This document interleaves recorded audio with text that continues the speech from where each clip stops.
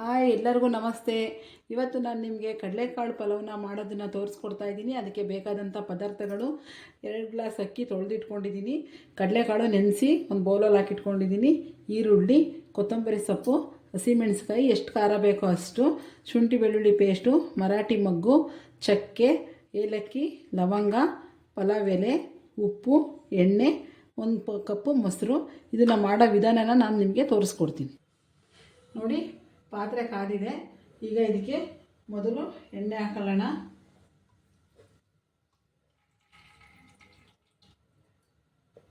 ನಂತರ ಎತ್ತಿಟ್ಕೊಂಡಂಥ ಗರಂ ಮಸಾಲೆಗಳು: ಚಕ್ಕೆ, ಏಲಕ್ಕಿ, ಲವಂಗ, ಒಂದು 5 ಲವಂಗ, ಒಂದು 4 ಏಲಕ್ಕಿ, ಚಕ್ಕೆ ಒಂದು 3 ಪೀಸು, ಮರಾಠಿ ಮೊಗ್ಗು ಒಂದು 3, ಮತ್ತು ಇದು ಪಲಾವ್ ಎಲೆ. ನೋಡಿ, ಅದು ಪಟ ಪಟ ಅಂತ ಸೌಂಡ್ ಬರ್ತಾ ಇದೆ. ಈಗ ಈರುಳ್ಳಿ ಹಾಕೋಣ.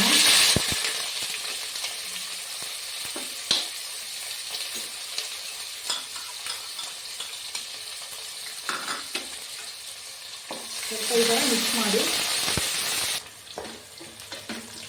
ಈಗ ಶುಂಠಿ ಬೆಳ್ಳುಳ್ಳಿ ಪೇಸ್ಟ್ ಹಾಕ್ತಾಯಿದ್ದೀನಿ, 3 ಸ್ಪೂನು.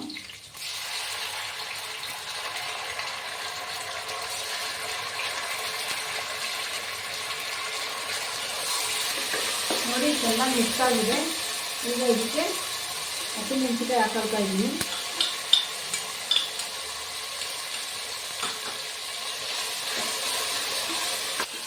ನೋಡಿ, ಇದು ಚೆನ್ನಾಗೆಲ್ಲ ಫ್ರೈ ಆಗಿದೆ.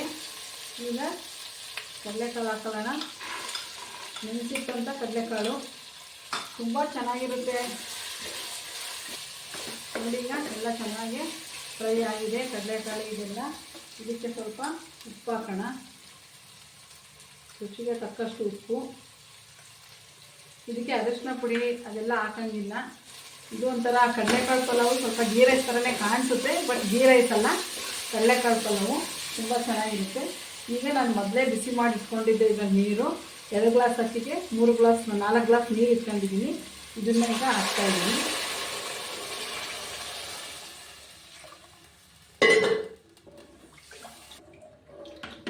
ನೋಡಿ, ನೀರೆಲ್ಲ ಹಾಕಾಯಿತು. ಬಿಸಿ ನೀರು, ಕಾಸಿಟ್ಕೊಂಡಿದ್ದಂಥ ನೀರು. ಇದಕ್ಕೆ ಈಗ ಮೊಸರನ್ನ ಹಾಕ್ತಾಯಿದ್ದೀನಿ, 1 ಕಪ್ ಮೊಸರು.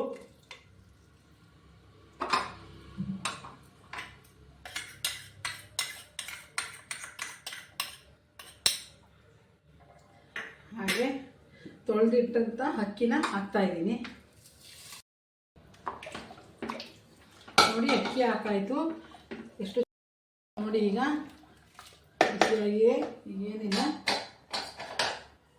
ಇದಕ್ಕೆ ಕೊತ್ತಂಬರಿ ಸೊಪ್ಪು ಹಾಕೋದು.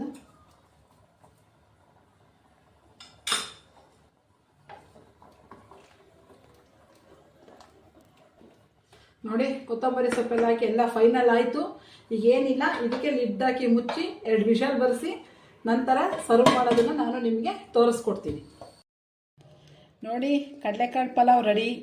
ತುಂಬ ಚೆನ್ನಾಗಿ ಬಂದಿದೆ, ತುಂಬ ಟೇಸ್ಟಿಯಾಗಿದೆ. ಟ್ರೈ ಮಾಡಿ.